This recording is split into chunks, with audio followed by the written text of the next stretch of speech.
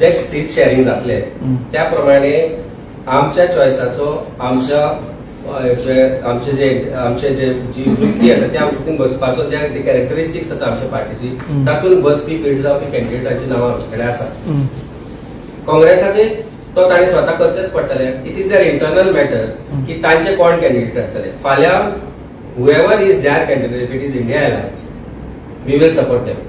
And whoever is our candidate, they will have to support us. This is what India Alliance partnership is all about. तो तांचो internal matter आसा की तांणी form मागयला किंवा जे लोक आसा तांचे कडल्यान इंटरेस्टेड लोक आसा तांचे कडल्यान नांवां मागयल्या. आमकां ती गरज ना. आमचे कडेन ऑलरेडी 3 नांवां सावथांतल्यान आसा. 2 नांवां नॉर्थाक आशिल्ली प्लस ताका एक एडिशन जाला. So there are 3 who are interested to contest from North Goa, 3 who are interested to come from contest from South Goa.